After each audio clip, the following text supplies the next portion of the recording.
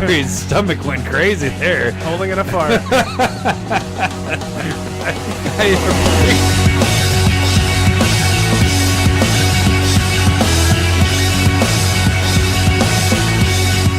Child leave survivors, I'm not gonna make it, I'm not gonna stop until I go hide. For child leave survivors, I'm gonna make it, I will survive, I won't be blocking. Nice. Destiny's Child, I'm a survivor. Yeah. Can I give you a little I knew this, what was coming? Well, yeah. No, you want to know why I know? Why? Because, well, this is episode 34, by the way, but episode 32, when you were reading one of the things you had up, you had your notebook sitting straight up in the air, and I just saw it sitting there. I was like, well, Destiny's Child is coming up next, and I actually tried to read the words as it was going. Cheater. Well, it doesn't even help. This came up we were playing the last time we were talking about the game experiences with Eureka and Estrid and stuff like that. I was like, Far Child should have the Survivor song. I was I'm writing that down. Right. You're I was like, we could do this together, and then I knew you forgot because you don't care. Because you don't care. You just hate everything. Yeah, and so I just did it myself. Nice. Yeah. So I was like, oh, I know what his next song is, but I'm not going to tell him before. Would you have been more devastated if I would have told you before you started the song that I knew? Yeah. No, I'm glad that you lied to me for as long as you did. I appreciate that. And I was very tempted right before you were going to sing to just go, Destiny's Child. That would have sucked. Anyways, welcome to CommanderSmiths. We are the CommanderSmiths. I'm Adam Smith. And I am Lowry Smith. Cousins. That is all. Man, I had a good comeback for that one. Now I forgot it. It screwed me up. The Nutter Butter one from 32. From 2 weeks ago. Devastated. Still devastated. 2 weeks later. Man. Oh, but this is episode 34. 34, yeah. You guys aren't going to think this is weird that we're saying it, but we literally just finished recording 32. Yeah. So we're just mixing this a little up so everything kind of balances. It's basically because we want to do the pre-release for 33, and then we'll talk about that. And then 34 will be... This episode. This episode, we're going to talk about Niv-Mizzet the Parun. So that's our Spotlight Commander. Spotlight Commander that I did because Adam's a slacker, and he can't... Man, I got stuff going on. I have... and I don't even know how I'm going to build my deck. I have the idea, and I have to do this in a week, but then I also have to fix the rental property so I can close on it next Monday, which actually by the time people are hearing this podcast, I already closed on it, hopefully. If I haven't, shit's gonna fly. That's all I gotta say. I don't know. Yeah, no, this is my understanding of this. And you're supposed to help me with this, and then you're like, and my fingers hurt, and my back hurts, and my plumbing's clogged. Everything. Yeah, there's water everywhere. That's my Lowry voice. I don't sound like Marge. Is that people know? Yeah. Does that sound pretty good for Marge? No, but it's the only thing that was close. So yeah, that is this episode in a nutshell. Spotlight, and then we're also going to talk about kind of why we enjoy playing. Right. What is it about Magic? Makes it tick for us. Because nobody cares about that, and so we're just going to talk about it. We've kind of talked about something similar, not really, but how we got into Magic. Yeah. This is more of why are we still playing? Yeah, what makes us stick to it? Yeah. So and this is interesting because you brought it up as a topic, when we were texting back and forth, and I'm used to you shutting down all of my ideas, and I was like, oh, that one stuck, huh? No, because you brought it up, and it wasn't until I was driving around today and actually thinking about it and going, okay, what is it? And I was like, it's developed into multiple things, so it's going to be kind of a cool discussion.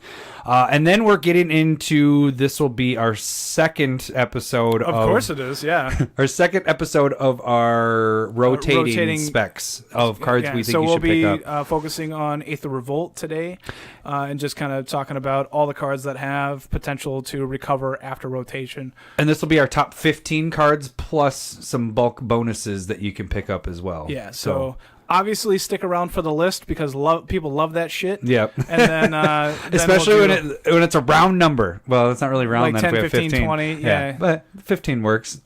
That's what we can cut it down to 10. Fuck it. No, let's do. We got 15. We got 15 good cards for you for Aether Revolt. Roughly. No, so yeah. You know what? Follow us on Twitter at CommanderSmiths. Yep. And then you can email us at CommanderSmiths@gmail.com. There's a lot of ats in there. I know. And then you can YouTube us, which is subscribe, share, or like us on YouTube at CommanderSmiths. Yep, it works. I promise it does. Shouldn't squinty eye that. There isn't a better way of doing YouTube. Yeah, you just YouTube us, and I promise And it might someday show we will up. have Sometimes videos. yeah. We will Stop have promising videos.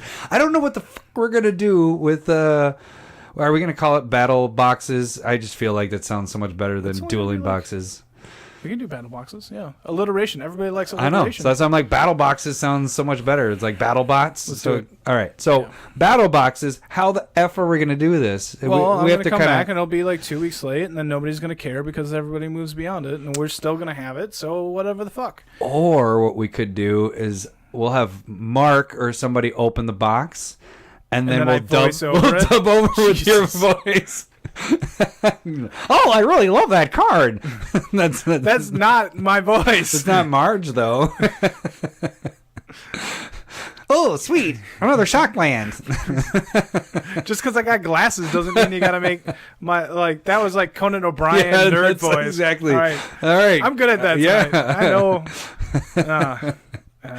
It'd be funny. Be like, "That's not Lowry. Those aren't the same hands."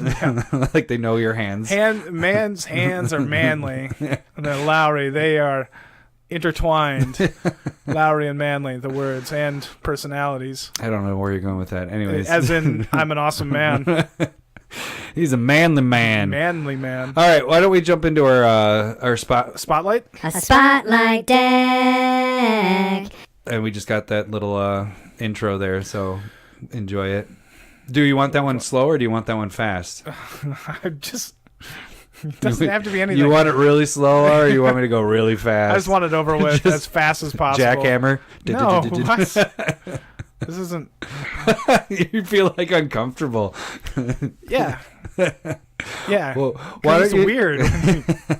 Why don't you tell us what commander or what's your spotlight commander? So I ended up going with Niv-Mizzet Parun. Why can't you hand me that card? Because it's not out yet. This is 2 weeks prior to release at this point. I should have pulled it up for you so you could actually... Do you want to read it off of here? Yes. All right. So Niv-Mizzet... So Niv-Mizzet, it is a legendary creature. It is 3 blue and 3 red, which ridiculous. is a pain in the ass. It's a 5/5 flyer. It cannot be countered.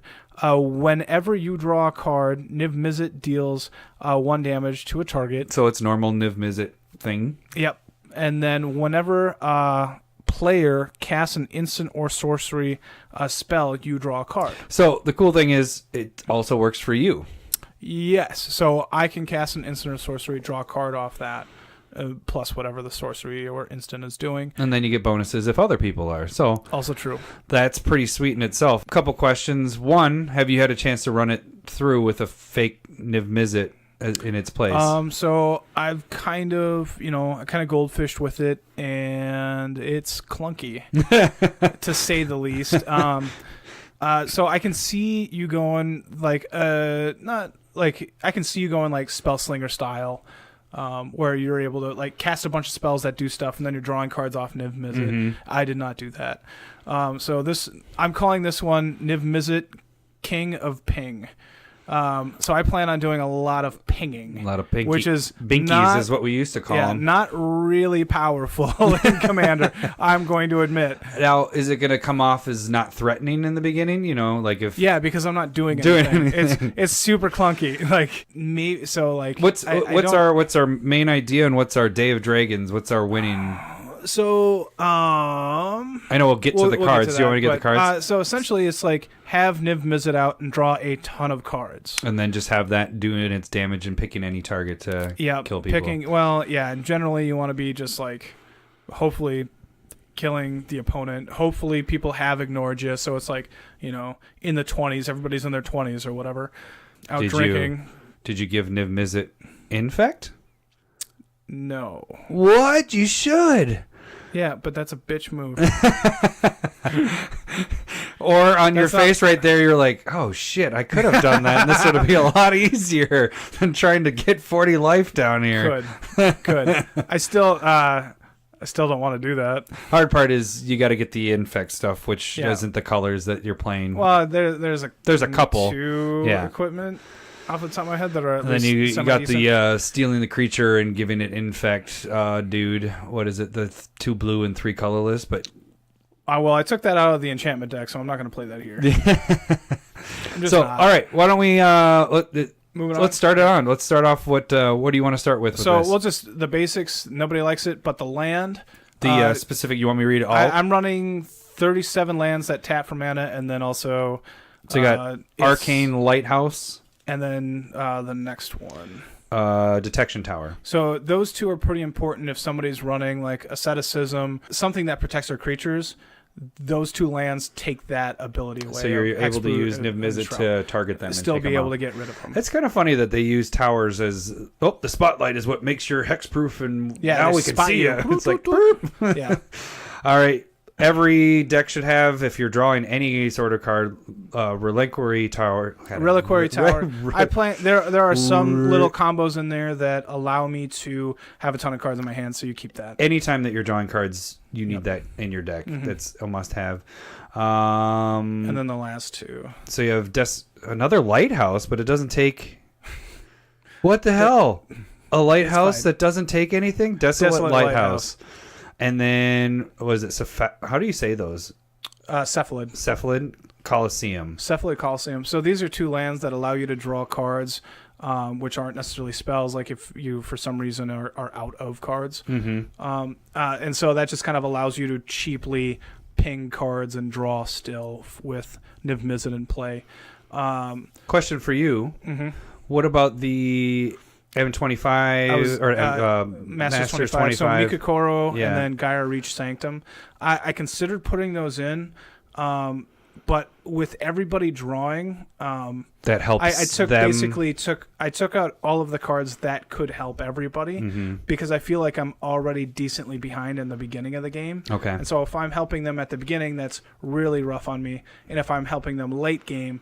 That might be something like nail on the coffin. Theory, you could have those in there, though. Okay. I did not. So that is there. And then going with some ramp, I think we can just focus on the top couple. Coalition now, Relic. Yeah, Coalition Relic is really good, actually. So you can... so turn 3, you play Coalition Relic, tap it to put that counter on there. The next turn... You take it away, so you have 1 mana in your pool. You're able to play a land, and you're basically able to tap 5 plus the land. You can play Niv-Mizzet on turn 4 with Coalition Relic, and that's pretty solid, like ramp just for 1 card on turn 3. Yeah. And then like one thing that I think you want to stay away from artifacts that tap for colorless because it is so mana intensive. You need red or blue. And so and so like. I would put in the Is It Locket that is coming out in Guilds of Ravnica, but it's not going to be in my list because I don't have it at this point. But one that is reprinted in this, right? I mean, Chromatic is in... Yeah, Chromatic Lantern is going to be really important because, I mean, if I need to be so color intensive with Niv-Mizzet, I might as well do that across the deck at this point. Like, just play heavy mana-costed ones. Then you got the Clue Stone, you got Commander Sphere, Sphere, that draws Signet, Cold and everything Steel else Heart. pretty basic. Yeah, and then you got your Soul Ring. Yeah. So then there's like protection. So you have Thunder Most of Staff. it's pretty straightforward. The only one that I kind of wanted to talk about was Thunderstaff. Okay. So Thunderstaff, 1 or 3 colorless artifact. And where I've actually liked that. Like if you're not in blue and white, obviously if you're in white you play Ghostly Prison.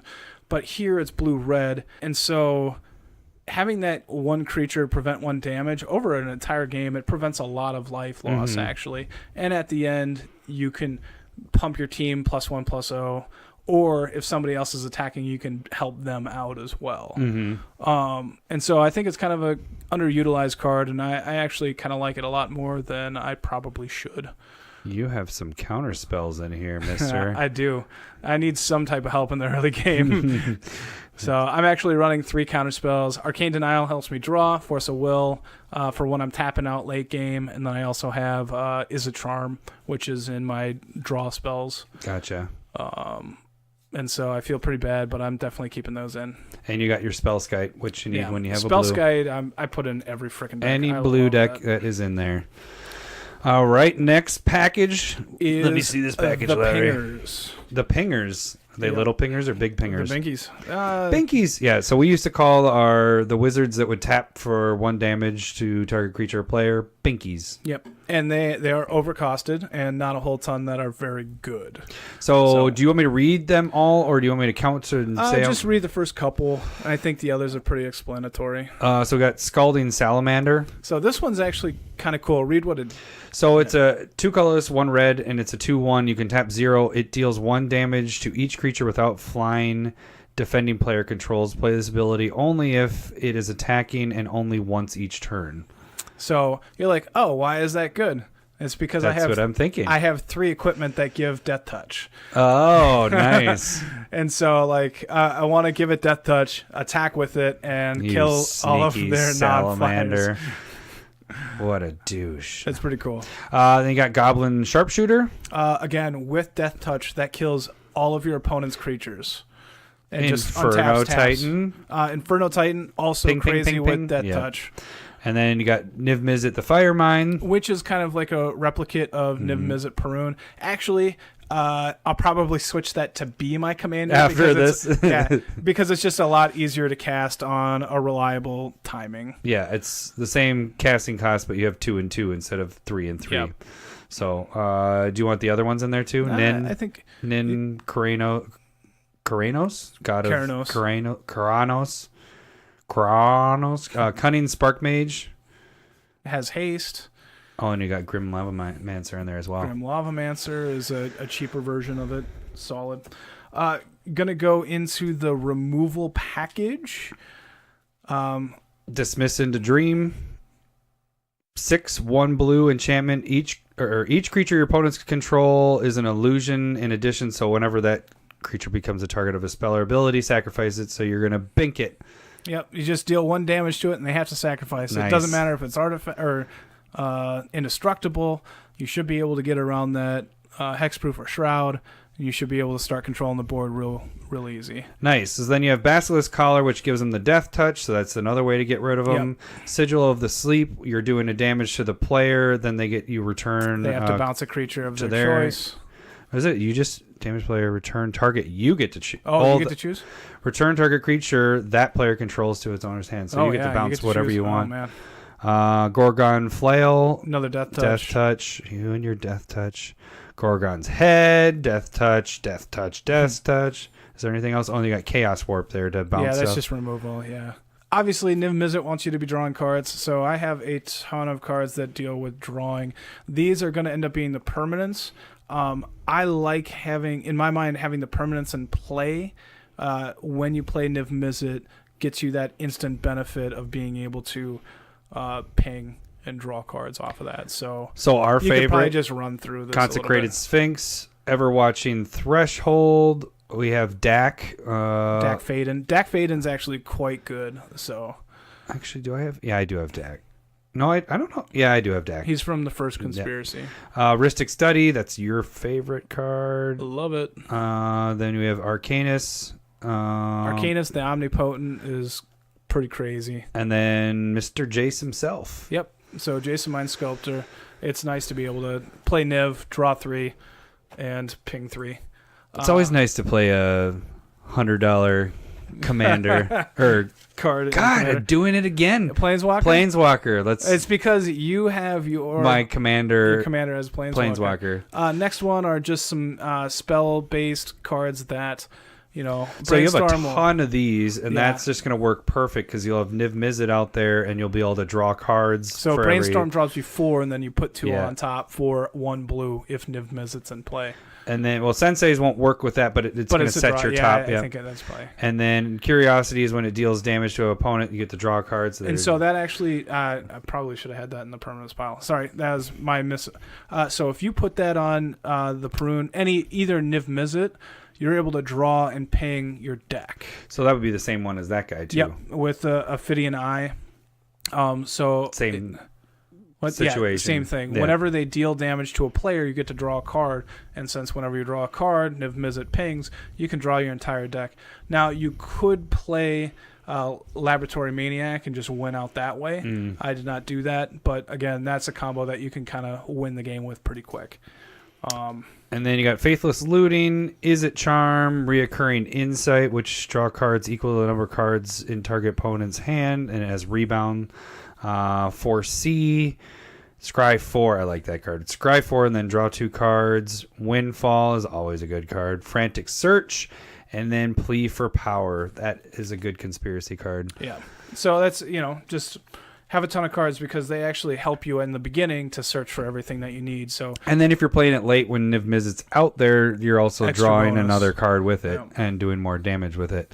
I like it.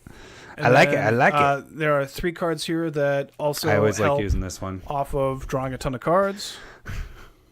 What? You can say it. Locust God. Oh my gosh! What? I mean, that seems like a really good card to have in this deck. No way. I mean, Larry it's right put a out. Locust God in his blue or red deck. There's no way. Blue-red draw card deck? Yeah, there's.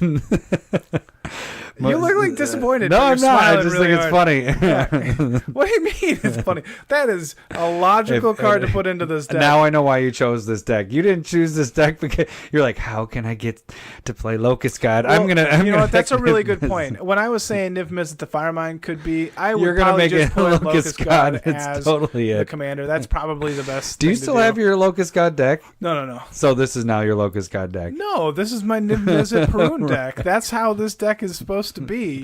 Why are you winking at me, You're Lowry? paranoid. What are you winking it's at something me in for? my eye. One that I was meaning to say that until I saw Locust God. He put it at the back just so I wouldn't see it. I'm not that smart. Psychosis Crawler. I like this card for any draw engine deck, so I have that in my whatchamacallit deck. Yeah, that's a candy bar though. Touche, Lowry. And then Chasm Skulker, which is a pretty sweet card. Yeah, whenever you draw a Anytime- card, put a 1/1 counter on and then it. when he dies, you get that many 1/1 squids with Island Walk. All right, and then our last package. The last no 3, more they're kinda packages. Cool. Yeah, I mean, you want to look at my package? You've been looking at my packages. Jeez. Yeah, Mind Over Matter. I believe we talked about this card in your other deck. Yeah, I had talked about it not like with the 4 blue in the cost being too tough to put in my Esper But when deck. you're playing it in this deck. But 1 more blue in a Niv-Mizzet deck, that's 3 blue, 3 red. Let's be honest. When you change it over to your Locust God deck, this is like first cut, right? No. No. Well, okay, so this is perfect in here because if you put Curiosity and Ophidian Eye on just a regular pinger, you get to go through as far in your deck as the card you need. Mm-hmm. Because you ping, gain a life, and then draw a card with the Curiosity, Mind over Matter, you discard one of the cards in your hand to untap it, rinse, repeat. Do it as much as you want. Also works great with Arcanus the Omnipotent, and then just other, like if you want to attack with a bigger creature, then you can just file through and find what you need. Yep. And then you have Intruder Alarm. So again, this is another card that I cut from Estrid, but with this having multiple cards that tap for an effect, then being able to do it again. Yeah. And so the other thing to notice with that is if somebody's putting a bunch of tokens into play at one time. So like, let's say they go put 4 1/1s into play. That triggers 4 times. Okay, yeah. And so you're able to go ping, ping, ping, ping. Kill, and, kill, kill, kill. And you could kill, all the 1/1s if they're 1/1s, or if you have multiple pingers out, you can do it as many times as necessary. And then an Eldrazi. Kozilek Butcher of Truth. Butcher. Boris, go back to Russia. I see why I have that in there probably because very you're stereotypical. drawing 4 cards when you play this bad well, boy. it's on theme a little bit, but really, if you have Curiosity on Niv-Mizzet, you can draw out your whole deck and only kill like 1 person and maybe have 2 that aren't dead. Mm-hmm. And so being able to reshuffle everything and do it again. Yeah, and that's funny that you do that because when I'm doing that with decks like this, where I'm drawing and whatever, possibly drawing my whole deck out, that's why sometimes I'd like to throw those Eldrazi in there, just so if you have the ability of reshuffling when it goes in your graveyard, that's always freaking nice to have. So So we'll have. It's a death touch freaking mania because that thing's. Yeah, so this is going to be grindy as shit because it's going to be just like ping, ping, ping, just one It's gonna damage be and make sure grindy that. until you get that combo to work, because then you'll just wipe the board, and then it's going to be game over, and everybody's gonna be like, Lowry, I hate you. That is the hope. That is your typical game. And then I can just switch it over to Locust God deck, and I think it will be Yeah, fine. that'll be. Then nobody's going to be mad about it. Yeah. But one thing that ends up happening, like when it's like you have to debate with yourself during the game. It's just like I have a ton of draw spells in there, but then you're using them for when Niv-Mizzet isn't out. Right. And so if you're doing that, you're hoping you're drawing more into it. And you really don't have an issue with this, but really to use those, you'd be only using them if you're like lacking the land that you need. Sure, yeah. Otherwise you're you holding just on to hold those. on, and then those protection pieces are really important. Right. And so I might have to play around with it, maybe get some cheap walls in there to allow me to survive those early games. Just kind of depends on how... You could throw that new wall in there. I could. Because there's some more pinging Electrostatic, abilities. Yeah. Yammer jammer. Yep, that's right. No.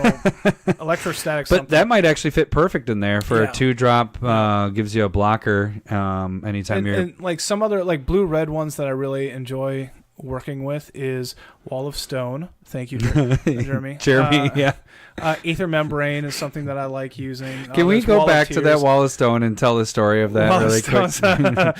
Do you want to tell it? Because You're the one that did it, but Okay. basically, isn't it? You were going through his deck and you were just like, no, well, there was the part before that. So Jeremy's playing a Mogus deck, which is the red-black god, and he plays Wall of Stone. And I'm like, why the hell are you playing Wall of Stone in there? And he was just like, get off my ass. And he was just, and after the game, he's like, hey, you want to go through this and tell me what things you would cut, what to put in? And I pull out all of the walls. There's like 3-4 walls in there. I'm like, don't play walls in Commander. They're like, just don't do it. Do something aggressive. Do something cool. Tell walls Arcades. are awful. Yeah. And then he's like, well, I was thinking Wall of Stone gave me devotion to my guy, and then I just needed something to be able to survive as I kind of attritioned everybody out. He didn't say it like that, but and I was like, and like we had like a discussion on it for like 5-10 minutes, and finally I was like, oh, walls are bad. And then I think the next day I was just like, your points are very valid. If you're just trying to survive into a later game. Larry was being a dick. Yeah, no, I definitely was, and I fully admit it. I've started using more walls since that conversation. In Jeremy something like, changed you. yeah, I mean, if you meet Jeremy, it is a life-changing experience. So, but it's something actually to kind of consider is walls with abilities that, like, if you don't have a lot of early game like this deck, I probably should actually go through and add a little bit more. I think I focus probably too much on ramping into it, trying to get it too early out, and sometimes that just makes you a target. To whereas, again, like a wall makes you Not a target. inconspicuous. They're Yeah. not going to toss a little 2/2 at you because it's pointless. Yeah. And it just kind of helps you along the way. And so it might be a way to go in this, and I'll have to figure that out. That's not a bad idea. Yeah, another thought could be is using, because are there more cards? Aren't there more cards that when you cast an instant do 1 damage or whatever? Sure. So you could base it around that, but then you're getting that would be another stacking deck. thing. Yeah. Yeah. And so, like, I was looking, I cut a bunch of bounce because I was like, that's not really on the pinging. Yeah, because your theme. focus is the drawing and then pinging and killing. Yeah, And, so and that's why I get was what you're saying at the there. beginning. Like, pinging just isn't really that powerful. And the other thing is, there's not a whole ton of like interesting ones that do it. I'm pretty sure I have all the interesting ones. If I'm missing any, and you're looking at tapped out right now, tell me. I would love to go and find Leave it. a comment to us. Yeah. Shoot a email. Be like, Lowry, you're an idiot. Put these in, and Twatter that's us what you want. or YouTube Come on us. Come on now. Leave a comment. That's like months ago now. I I'm know, pretty Twatter. sure nobody Oh my goodness. But it is funny. We'll get, and it's gonna happen forever, but we'll get some email stuff, and it's like, oh yeah, you guys should think about or this or that, and we're like, God, don't they listen to all our episodes? Yeah. Because it's like, we talked about that before. Why is he asking that? It's like, oh yeah, people are listening to the most current stuff because that's the. Like, are you saying especially that people don't want to go back and listen to Masters 25 spoiler Right, stuff? exactly. And go, yeah, I know all these fucking cards. And, like, I'm not surprised Hey, you at should all. spec on this card that is already spiked to this amount. Because, oh, thanks, Adam. Thanks for sharing that. If you're listening back, you have the patience of something with patience. I don't know. What has patience? A cat waiting for a mouse. There we go. I just like laughed like a smoker. It's freaking crazy. Well, it's because I raised my eyebrows. What am I going to say? It's a person with patience. Oh, fuck. That was horrible. Horribly awesome. I'm crying right now. All right. You know that's our freaking sounder for this episode, right? I mean, that's gotta be like I could see it happening. I was like, he can't think of something he's gonna compare this to, and then it was the other exact people might same be like, thing. You guys are fucking idiots. That's not funny at all. But the facial expression really helps. So we need to start recording these here. All right, so yeah, this deck seems interesting. We'll see. It might just be a do nothing and then be an asshole. Like I guess what's your way of winning is just having control of the board and then killing with your commander possibly, or pinging them to death. Like it's pretty much all the above. In my mind, like that's my hope and wish. But really, what it's going to be is me pinging and people getting pissed that I'm pinging them, and then they just kill me early game. Like that's what I feel like is going to happen. It's like, why'd you hit me for 3? It's like, because that's how I'm not going to sit around with an 0-1 that can ping and not ping. Yeah. Like, I mean, I guess I could do that and just be like, oh, ho hum. But so do you notice that it actually ramps once? It's better once he's out then, right? You were saying sure, that. Yeah. So like you don't do anything until Niv-Mizzet's out or another 6-drop creature. Like if you have Locust God or Of course, that's the first place you go. It's okay. That's a good card to go to. I don't understand why you have a good card. Like and Psychosis actually, Trawler or if you have Inferno Titan, but these are all like higher drops, and then like people go, oh, that's powerful, and you're like, well, I'm gonna give it Death Touch and do all this shit, and you're just gonna be like, well, he has nothing else, so what do you? Well, I was gonna pick up. Oh, it's the Locust God. Yeah. It's from Hour of Devastation. Okay, we won't have gone through it yet. I was trying to be like, wait, did we already talk about? Because I was gonna say that's gonna be on our freaking list of. Of course it is. Yeah. But number 1 with a bullet. Yeah, exactly. It is a really good card, and Lowry loves it. Loves him some Locust God. It's like, I want to do a comparison where it's exactly the same comparison again. Can you find an algorithm of what words we've said the most? And I'm pretty sure Locust God is up there near the top. Gaia's Cradle is also up there. Yeah, exactly. I think those are our top 2 cards. Gaia's Cradle and Locust God. Boop, boop. 1 and 2. They're right after the, and then it's those. It's the, and then Cradle and God. Oh man. Okay, so the God Cradle. Let's do that. Oh yeah.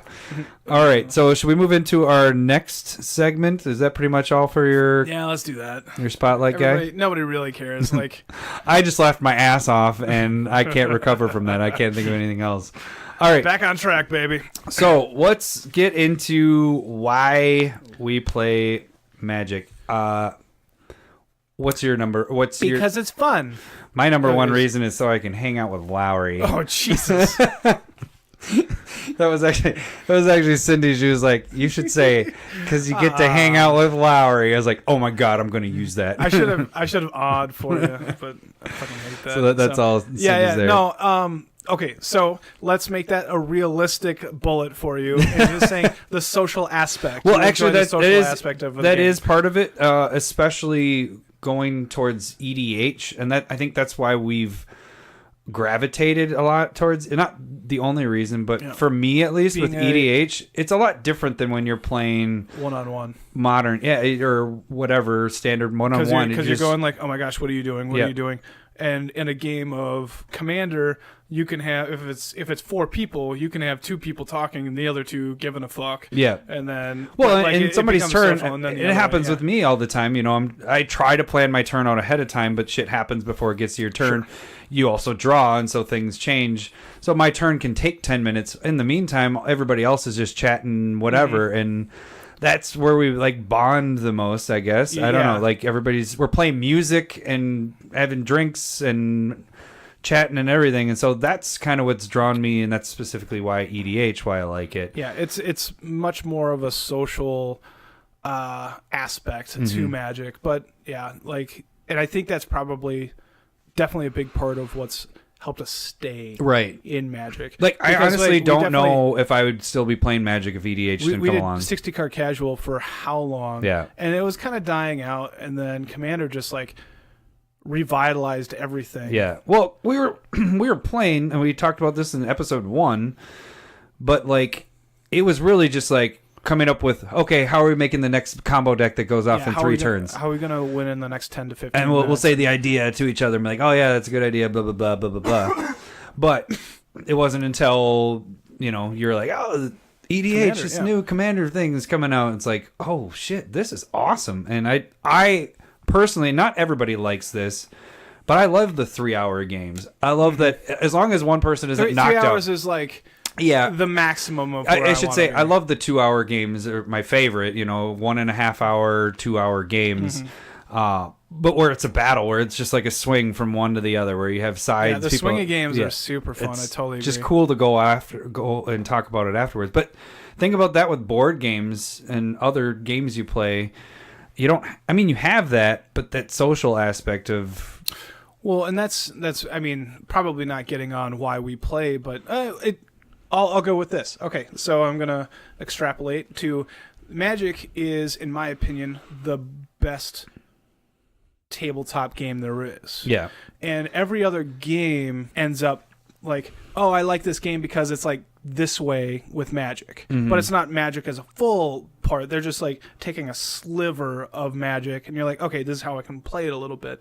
So it's almost like a game that allows you to play all the other games, but they're not as fun.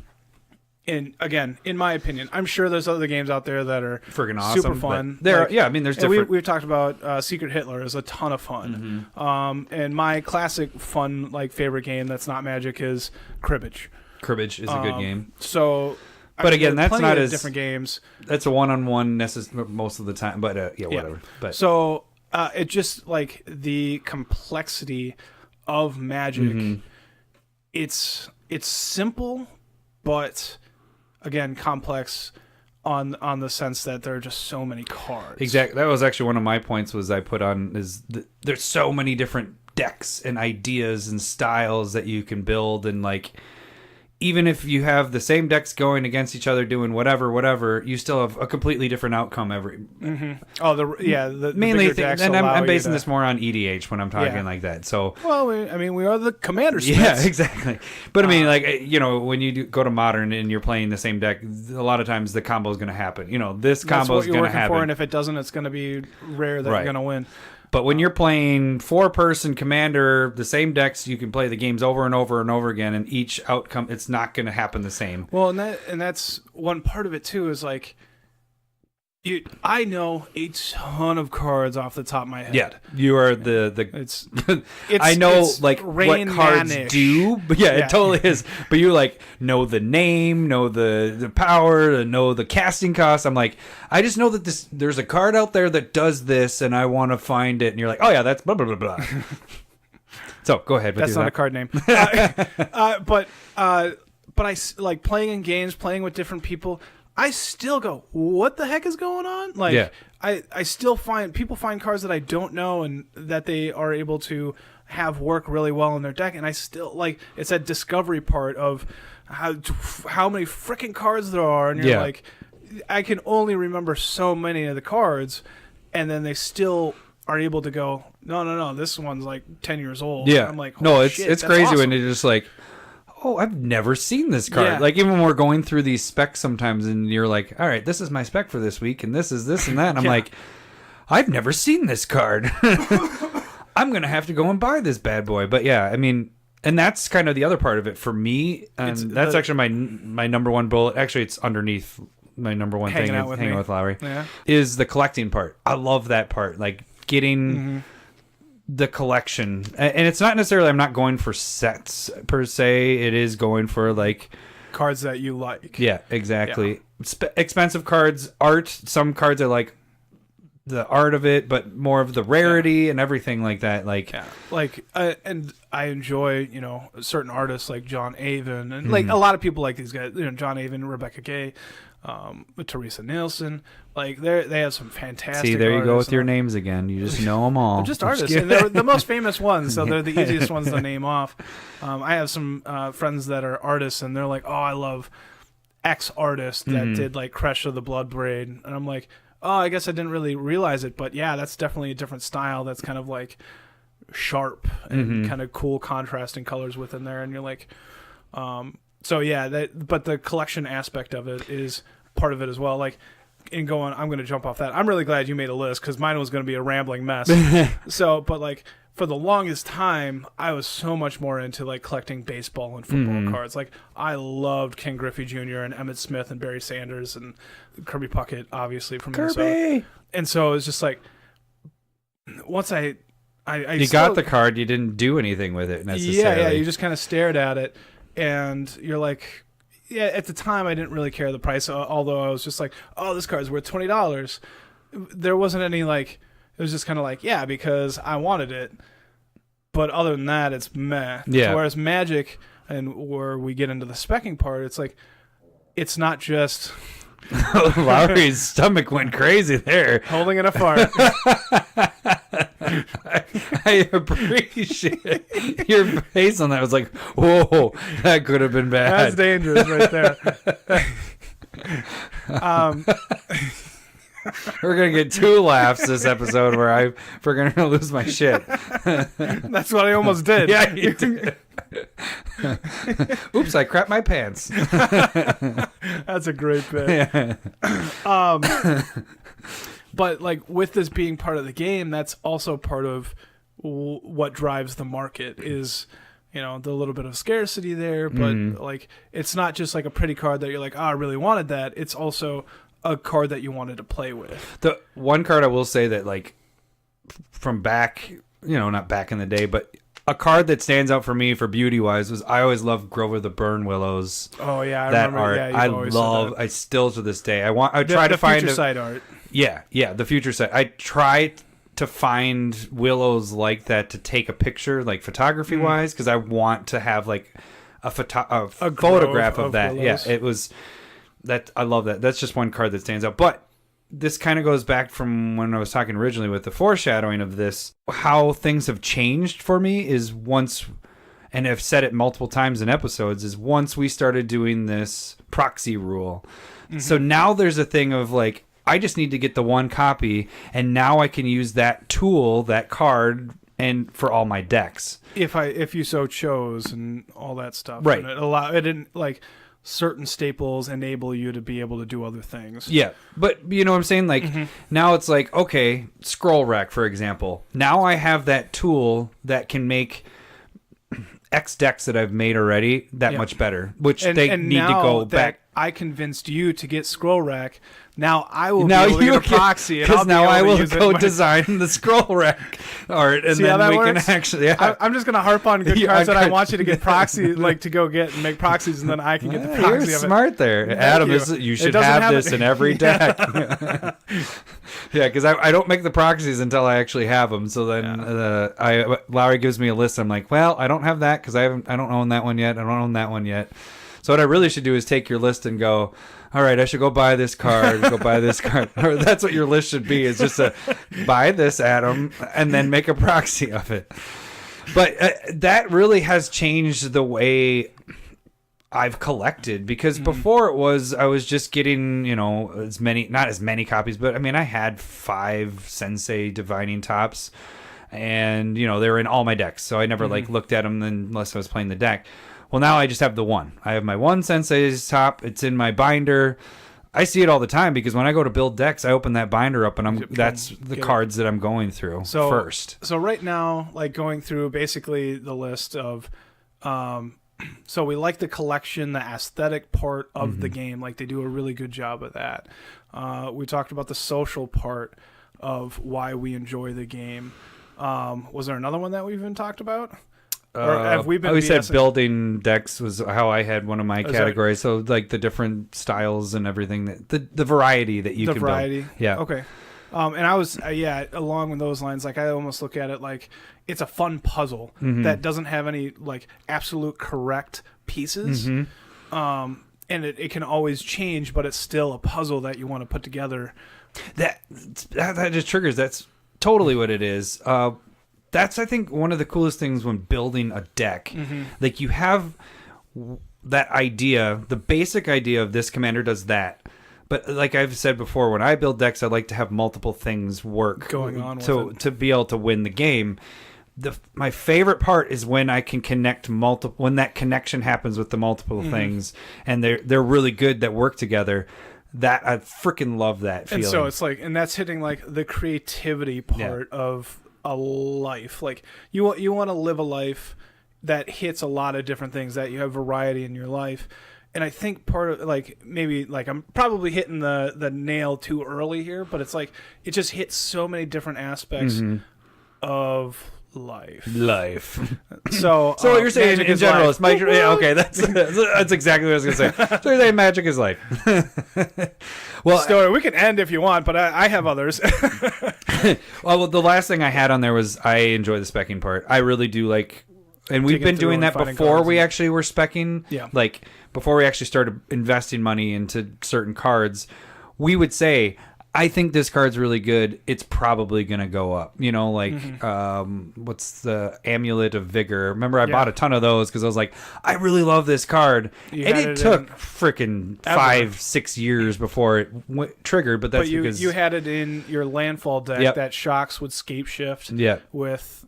so things that would come into tapped, but then they wouldn't because of that, and you double trigger things, and so it was really cool. Yeah, so I bought a whole bunch, but that was before we were actually specking. I mean, we were, but we weren't. I don't think we knew we were specking. Yeah. And so it's kind of hitting that part. Like, I would even say that it hits like us Smiths, our family is really, we're competitive. And like, I'll give an example. For me, I played football from like 4th grade through college. You know, we've played racquetball together as a family. Like I've baseball, wrestling, all growing up. Like I've always been competitive, and now that you're getting older, you get it through like volleyball and soccer. But I don't really have those activities anymore, and so as those kind of have dropped off, this allows me to still keep what you've grown up doing. Yeah, and it's not necessarily like I don't want to be like I lost. It's just like the competition part. And I really enjoy that because, and that's probably part of the interaction, the social thing that's going on, but it allows me to pit my deck against other people's. And then you just got to, obviously I'm older at this point. You want to keep it in check. You don't want to be like, wow, my deck lost. Yeah. But, being able to be like, oh, you know what, the deck worked really well. I really enjoyed it here. It's not going to work there. Secondary goals. Yeah, it's part of the puzzle that you're working with as well. Because a lot of times you're going to build a deck, and there's just going to be a deck that you're not going to be able to handle. Like that deck can't handle that deck, and it doesn't mean your deck's we've brought bad. It up before, but like. You have a really it's a solid Rashmi the Eternities deck, but it cannot beat my Brea deck. Brea is basically the only deck. Like it. Otherwise, I've manhandled a lot of decks, multiple people at once. But Brea, I can't because the direct damage to the -4/-4 on it. Yeah, just stops it. I can't deal with it. I think so. I don't even think I beat it once. I don't think you've even competed against it. I mean, I beat it. I mean, that happens on a daily basis, but that was a masturbation joke. If you missed that, you didn't have to visually see his hand move. Pointing down. Lowry, I'm doing a masturbation joke here. Do you get Laugh. it? Laugh. This episode. This one This specifically. one. Yeah, not all the others, but this one. Can I use like bits from this and put it in different episodes from like the sounders and everything? Basically, if we have a best of, we're going to have half of it this episode. Is that what you're saying? All right. And it's just lucky. It's just going to be laughing the entire time.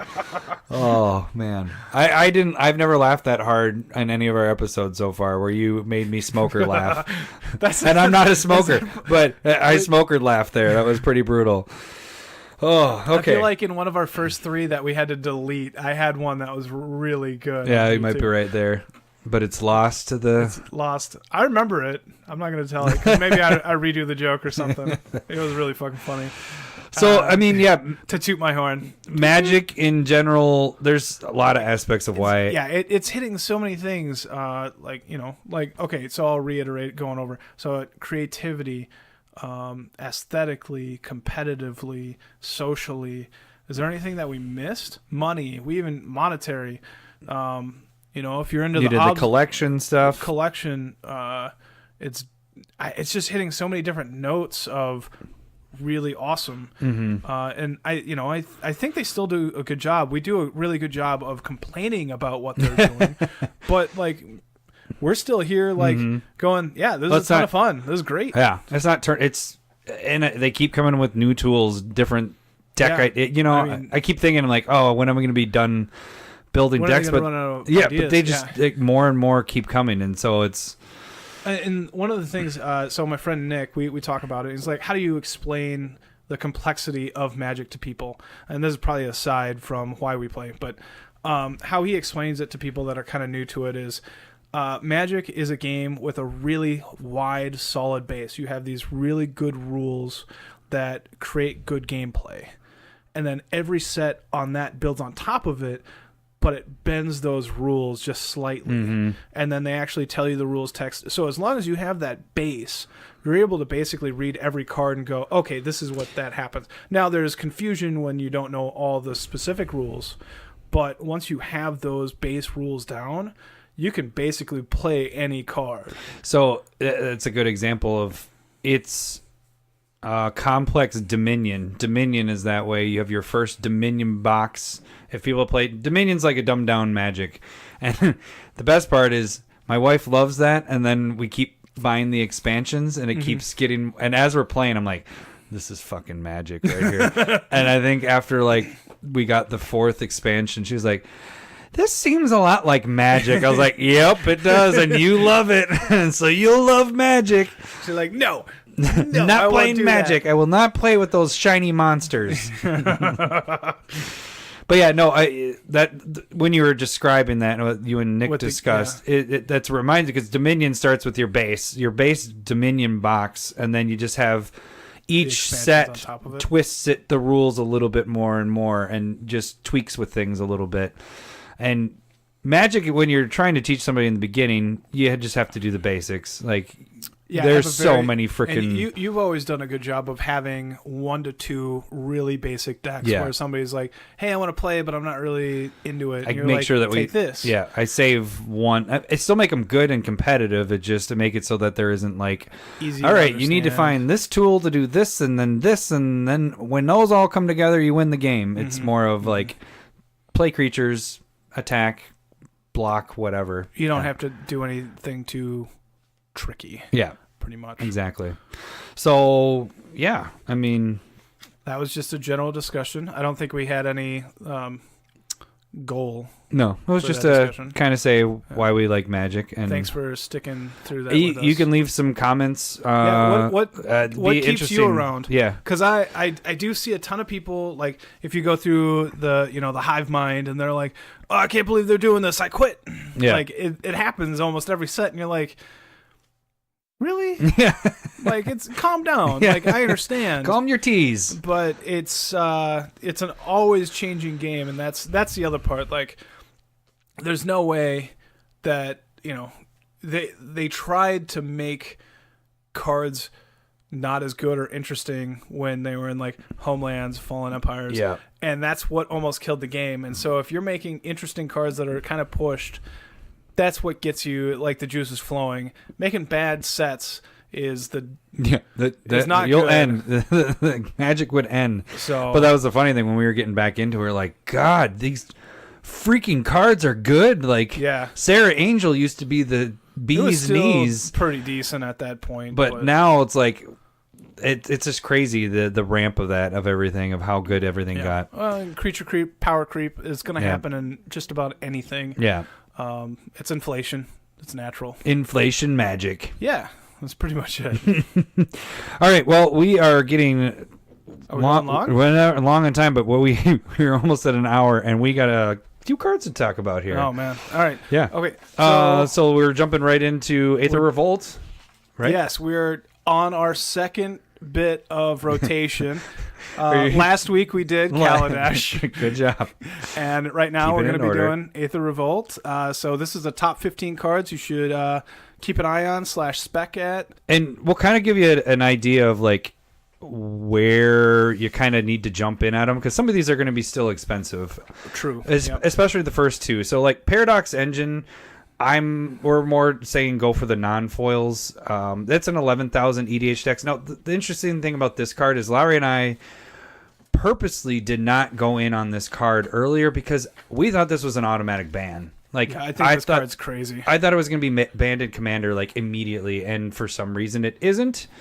And I think a lot of other people were thinking the same thing, and I feel like that's why it didn't go up really. Yeah. Because it's becoming in more and more. I mean, it's in 11,000 EDH decks, which is crazy. But I'm more saying to wait until after it gets under $10. Under $10. I'm not sure if it's ever. I gonna don't get know. below. That's what I'm Because right saying. now it's like you're saying right around 16. $16, $17. And it's been on the rise. Yeah, and this is one of those. It's a EDH staple. Well, It's but the crazy only reason good. I'm saying the $10 is because I still feel like they could ban this card. Sure, Don't you? Yeah, I don't that's want why to go in deep on this card. But for a copy it of has it, a ton of potential. yeah, it's crazy when you get this out. In most decks, I feel like every time they don't ban it, it jumps up $2. Yeah, or something. I think you're totally right. I don't know if rotation's going to affect this card at all because it just. I feel like with the top two cards, I think okay, so I'm probably fine on Paradox Engine there.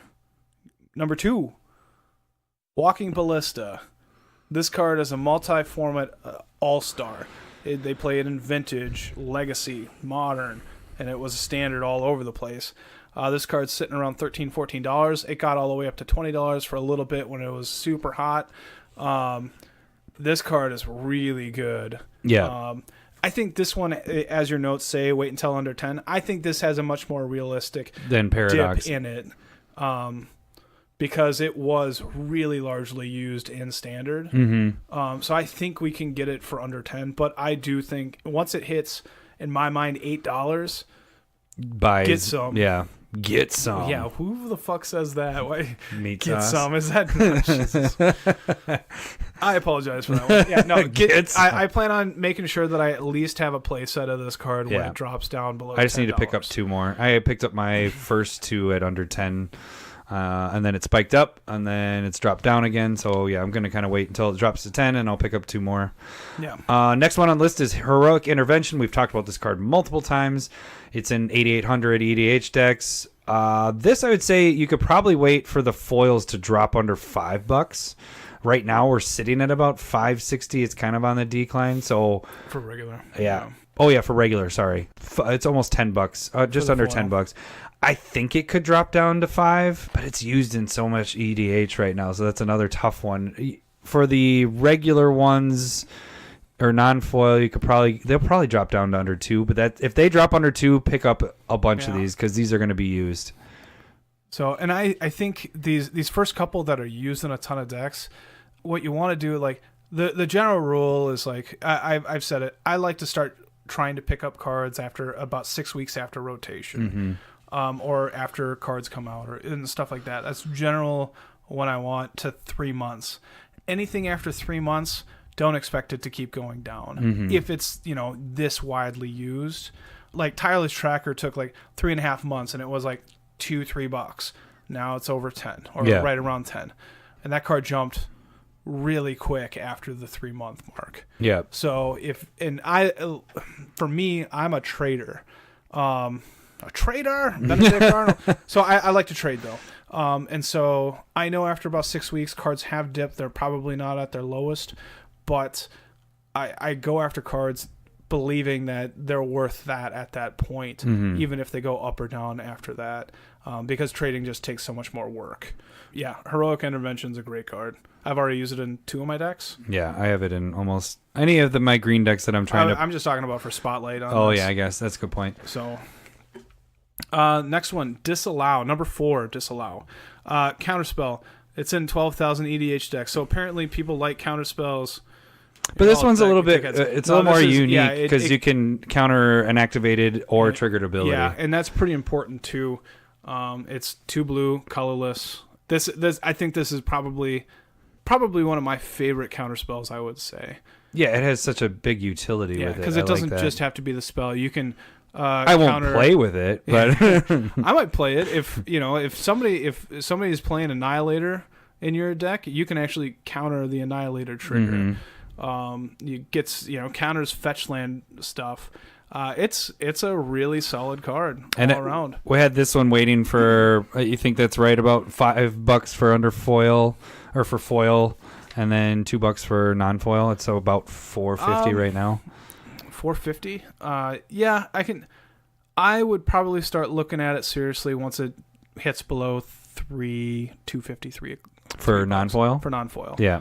Yeah, and I think if you can get them for $5 at foil, I think you're doing all right. Yeah.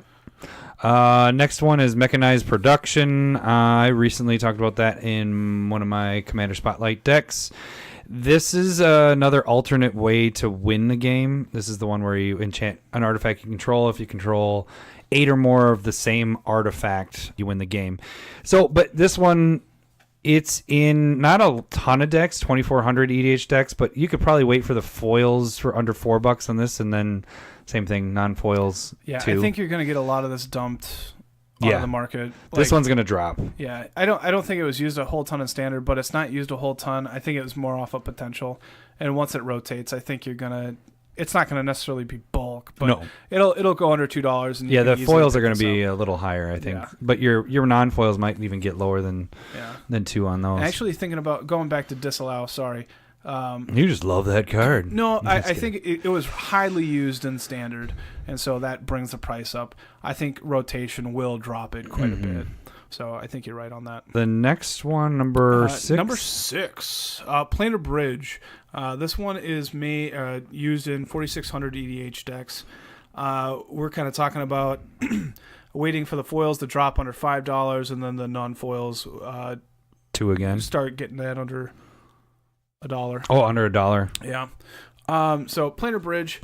I've tried to use it. It's pretty heavy, but it's pretty powerful. I mean, for EDH for late game could be ridiculous because you're getting any freaking permanent. And it goes with Paradox Engines. Yeah. Pretty freaking sweet. It's my Rashmi deck, both those cards. Yeah. It's the only deck I have it with both of them in there. And so this card, I can see it being pretty cheap, non-foil. I can see the foil staying higher, though. So yeah, what do we got for foils right now? They might be at 10, I believe. Oh, no, they're...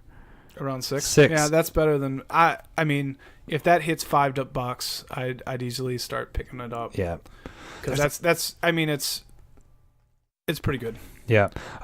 Next one is Metallic Mimic, and that's 5,300 EH decks, but this one's one you're going to use in every freaking tribal. Yeah, this goes in... Yeah. It's just that easy. Every... simple, like even in dragon decks, it makes your dragons bigger, but it's also an early dragon that can trigger stuff. 2 drop for that. Yeah. Foils are a little higher, good. So you're gonna have if it drops down, but under 7, and then your regular non-foil when it gets under 4 is kind of when you want to pick this up.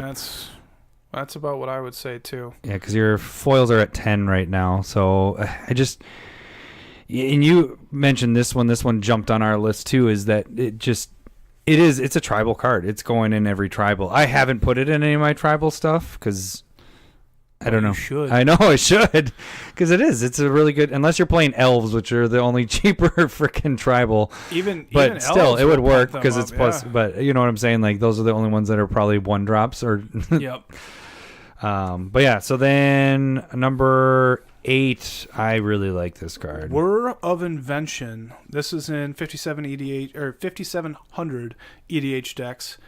We are suggesting to wait for foils to go under $7 and then non-foils under $2. Yeah, and at one point this was bulk for a really long time. it was under $1 for. I can see this going back to bulk. For the regulars for that 3-month period and foil. just not foil but I shouldn't say the regular. problem, but it started getting used in Modern and Legacy is why it started jumping. And I think we've talked about it before, but this is the artifact Call of the Conclave. Court of Calling. Court of Calling. Thank you. Yep. And so this card's quite good. I use I have a couple of Modern decks, and this is in my Thopter Foundry deck. Yeah. Like you just go and find stuff fantastically. It really could go in any of your blue decks potentially, because you just go search for your Soul Ring or whatever. Anything artifact heavy for Commander, it can easily go in because putting it directly into play is super powerful. Next one, number 9, Rishkar's Expertise. This is an 11,000 EDH deck, so people are using this, and actually it kind of had a little tick up a little bit back there. But we're waiting for foils to get over 5 or under 5, and non-foil. This could be bulk considered for your non-foils. But what this does is it's a good draw engine. You're drawing cards if you're playing a green deck and you have big green creatures or creatures in general. You draw cards equal to the greatest power among creatures you control.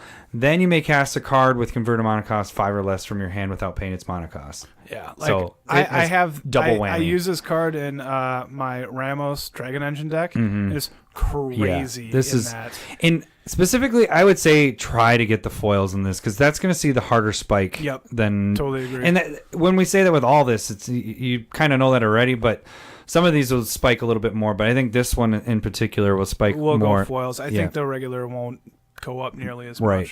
So, more focus. And I think actually these last 1, 2, besides Baral, 3, 4, 5, the non-foils you're going to be able to get for under $1, but focus on the foils on these. So, anyways, let's go to the next one. Number 10, Scrap Trawler. This one right now is currently in right around 3,700 EDH decks. We're saying wait for the foils to go under 2. This was the buy a box promo as well. Right. I think we had this as a Smith spec a little bit ago. Yep. And then we're talking about under $1 for if you wanted to get the regular, but really, like I said before, focus on the foils. Focus on the foils for this one. Again, this is a really solid card in any artifact deck. It's really good utility. It makes a ton of sense to definitely go for it. And then number 11, Yahenni, Undying, Partisan, 6,000 EDH decks. This one, wait for foils under 3. Again, bulk rare or bulk non-foil. Yeah. But this is an awesome free sack outlet. Free sack outlet is pretty sweet. I should have actually probably put this in my Krav and Regna deck. As sacking, an extra sack outlet there. But I mean, it has haste. It gets 1/1 counters, and you make it indestructible by sacking creatures. So there's a lot to this creature or this card, I should say. And he's a vampire. And as being a legend as well, that foil might not move nearly as much as we're thinking. Well, it's pretty cheap right now. I think it was around 5. Yeah. Oh, it's at 3. Oh, 350. Yeah. So I think I picked mine up at 4 or 5. Yeah. So because I had it as my commander for a little bit. Yeah. And what do we have? We had wait for it under 3. So it's pretty much there. It's pretty much there. I think this is something that can recover. I really like this one. Yeah. And then next is one that got banned in one-on-one Commander. Brawl was banned in Brawl. So number 12, Brawl, Chief of Compliance. This is in 6,000 EDH decks because you're all dickheads. Wait for the foils to go under $7. Non-foil under $4. It's just a really good card in general. Lowering the spells. Actually, I should probably have this in my Niv-Mizzet deck. Yeah, you should. Thinking about it currently because that drops all my draw spells quite a bit. Now, Baral is the one that we're not saying that this is a bulk one because the regular is waiting until under 4 because this is actually a really good card to be used in a lot of decks. And this actually sees some play in modern Storm decks because for lowering. So it's this is a used card, and people like control. And so just saying, hey, would you like to loot if you counter somebody's spell? And you're like, yeah. Sure. I'd love to get card selection out of being a dickhead. I won't be playing with this card. Next one is Exquisite Archangel. Archangel. Or wait. We're doing a list. You got to say the number at the beginning. Number 13. Thank you. Exquisite That's amazing Archangel. voice. Not a lot of EDH decks. It's only 1,200. But I think you can wait for the foils to drop under $3 on this. It's an interesting card because it reminds me of Platinum Angel in a way. Because if you're about to lose the game, instead you exile it and your life total goes up to 40. Goes back to 40. So it's a 7-drop Angel. But for a mythic card, for a mythic to get under, what did I say there? $3. I would say pick up a couple of those. Yeah, and again, this will end up being a bulk mythic. Yeah, so for you should your be able to pick it non-foil. up for under $1, like very now. Yeah. So if you want one, get one. Right. Thing. All right, and then number 14, Spire of Industry. Is sitting around 3,500 EDH decks because that's how many artifact decks are out there. That's pretty much it. Well, I mean, a lot of decks have artifacts. I think this card's really freaking good. Yeah. So the foils right now are currently over $10 because our advice is wait for the foils to get under $10. Yeah, the foils are 13. So I'd probably wait a little bit longer. Think a little bit more? In my mind, we could probably get it under 8, but this is going to be going in modern it's basically a better kind of City of Brass in a way because you get the option of choosing colorless and the chances that you're using artifacts, your mono rocks and stuff like that makes it so that you can use any color. Yeah. So you just need one artifact and then you can use any color. So and then this is going to be the land. It's buy under $1 for this will be decently cheap for a little bit. I can see it recovering because of modern, but this. I'm going to go pick up a couple because I don't have one currently, but I have a couple artifact decks. So I think modifying that down to, what'd you say, $8 or $7? Yeah. Yeah, to foil. That's probably good. So I can see it dropping, but again, I can see this card recovering after 3 months. Number 15 is actually this isn't indicative to the order that we have everything in. This is one of my favorites. It's been a Smith spec. But it's Lifecrafter's Bestiary. Remember we did the Bestiality? No, we didn't. We did. You remember that time when we did that? I was not there. I left early, just like the spanking part. A couple episodes ago. That was a month ago at this point. That's what I meant. If you remember, because it was ridiculous. But this is a 9,000 EDH deck, so it's already used a crap ton. It's just awesome in any green deck because you're scrying every turn, and then you're playing creatures and you're drawing cards by tapping one. Yep. I'd say wait for foils under 5. We're already under $1 for your non-foils. Your foils you can get for about almost $5. I would say this isn't going to drop too much for non-foils. I don't know. Yeah, non-foils, I can... It spiked up to 12 a bit a while back, and then it's kind of came back down, so I'm hoping that it gets under 5. I can see it still going down. In my mind, I can see it getting somewhere in between $3 and $4. I say if it gets there, I already have a bunch, but I want more. This one, not non-foil, it's already under $1. I can see this card, non-foil, sitting around 3, in between 2 and 3, easy. The non-foils, yeah. So if you're picking those up for like 50 cents in the future, I'm talking a year or two from now, long term. No, I agree on that. It will continually. This is one of those ones that'll just continually keep going up unless they reprint it in a set or something. And that's why that's why I'm saying really focus on the foils on these because that's your biggest potential for spiking. I mean, it's already spiked once at $12. And it had nothing to do with standard. I wouldn't think. Not that I know of. Yeah, so I just think people are realizing it's a freaking good... I mean, 9,000 EDH decks is a lot. That's quite a bit already. Yeah. So, all right, that does it for our top 15 cards. Now we get into, what do we want to call them? We're going to just... basically, it's rattle off bulk. Yeah. It's cards that I think, or we think, are decent. They're not. But Lowry's going to read them all. So I'm just going to go it's- bum bum bum bum bum bum bum But bum bum bum bum bum. It's bum, more of like, bum, so how bum, were you just bum, talking about bum, those bum, bum, being like bum, 50 bum, cents and the bums? bum, bum, bum. These are all cards that can go in, like you can buy a ton of them and it's not going to cost you a lot and they'll go in a lot of your decks. Yeah. So go pick up 10, 20 of them.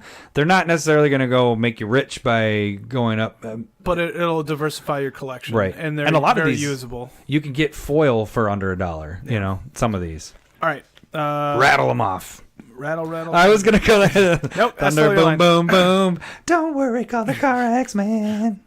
We just got paid for that. Okay, so there is It's our new sponsor. No. Consulate Crackdown, Hidden Stockpile, SRAM, Senior Edificer, Herald of Anguish, Heart of Kirin, Feldar Guardian, Rishkar, Pima Renegade, Hope of Garpur, Baral's Expertise, Pia's Revolution, Winding Constrictor, Tezzeret the Schemer. It sounds like you're reading graduation names. No, hold your applause until the end. All right. Those are some great bulk buys. Maybe that could be the name of it. Bulk buys? Bulk buys. Hey, you just came up with the name. Yeah. High that five. happens. That was a weak high five. Yeah, well, I was fully extended, and then you're like, left me hanging, and you're like, tap. Taparoo. All right. Well, so that does it with our list. I mean, there's some pretty good cards in this to pick up, and I'm hoping that our targets for these, the foils I specifically am going for. If they hit those, I'm picking up a crap ton of these. There's a lot of good commander cards. It's just keep an eye out on it. It's a bigger list than I think a lot of people. I think there's also like commons and uncommons that generally I'll go through and I'll keep, but I kind of didn't do that because I know Adam would like probably make an even longer joke about the graduation. Yeah, it told I wanted to interrupt you. I was like, no, let's just get through it, just like a graduation. I like using an example. I should probably do this in the last episode, but I'm going to do it here because I'm remembering it. So one way that Adam kind of deals with having extra cards is, I don't know if you'll do it now, but you used to just sell off like a 200 card box. Nope, Like, don't do that anymore. Yeah, but And that's so- what I used to do is take the and commons. you throw some and, rares in there and throw it, Yeah. commons, uncommons, couple rares, sell it for $20, and then you don't have a ton of cards that are taking up storage and stuff like that.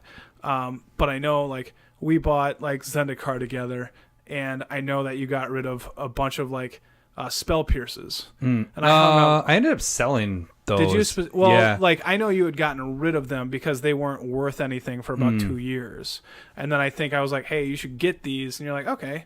And then you started picking them up. But like I had like 20 spell pierces sitting around when they're $2-3. And so that's something that I kind of look at and I go, what are the really good commons and uncommons? Because they can get up to $2-3, and I just hold on to them. And if you go to your store and you're like, hey, I'm gonna give you all this bulk, make sure that it's legit bulk and just give them garbage. Yeah. Because they're giving you pennies on the quarters. So it's Or you use or Puka used to be good, but Card Sphere is a good. well, yeah, a good you way to can't really rid get of, rid of your like cheap bulk that way. because you're getting rid of pennies for Yeah. your cards. But so it's but I think David sent us an email a couple weeks ago or last week. I use Card Sphere pretty regularly. I really like it. yeah, But that's my way that I would be getting rid of spell pierces if they're worth anything anymore. and I'd be so- selling them for ofs on eBay. Yeah. And so that is something, again, always different things to do. Yeah. Well, yeah, and this. Well, we've already kind of talked about that stuff. I was about to repeat what we talked about on episode 30. Repeater. What was 3. What are we talking about on 30? I don't know. That was so long I don't ago. know what happened on episode 33. Because we don't know, because it hasn't don't happened yet. I mean, yeah, we do. It was an amazing episode Yeah, as well. it was. We I laughed think so we laughed hard. and cried a lot in that episode. That too. was a heaving cry that you had when you stubbed your toe. Oh crap! Now I got to do that. And then I farted in your face. You remember that too? When you were stubbing your toe and you cried, it was like, It sounded more like singing. All right. You can follow us on Twitter at CommanderSmiths. You can email us at CommanderSmiths@gmail.com. And YouTube us.